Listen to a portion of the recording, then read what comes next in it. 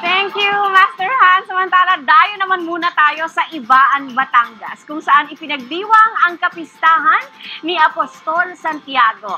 Tampok ang mga produktong kanilang ipinagmamalaki. Tara na sa Ibaan!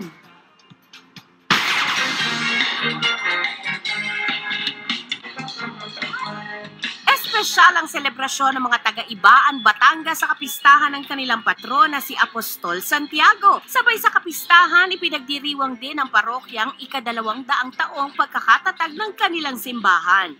Simula ang selebrasyong ito ng ika-200 taon, nag-opening ito noong nakaraang May 1 at ito ay matatapos hanggang next year. Sa tuwing sasapit ang kapistahan ni Apostol Santiago, isang tradisyon na sa mga taga-Ibaan na magtipon-tipon sa plaza pagkatapos ng misa.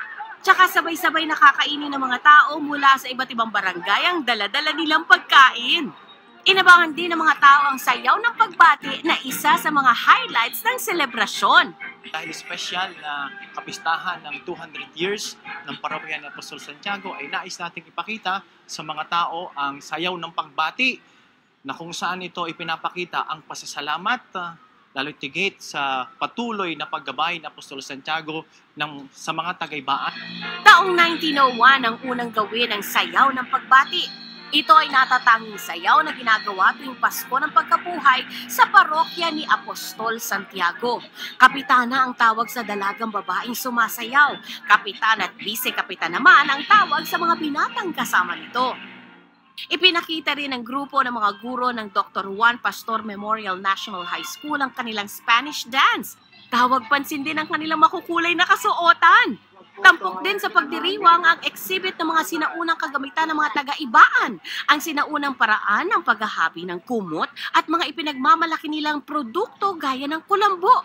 Kulambo ang isa sa pinagkakakitaan ng mga taga-Ibaan. Ipinakita rin ang talento at husay ng mga taga-Ibaan sa paggawa ng gown na yari sa kulambo. At syempre, hindi mawawala ang mga pagkain gaya ng disit o dinuguan at pansit.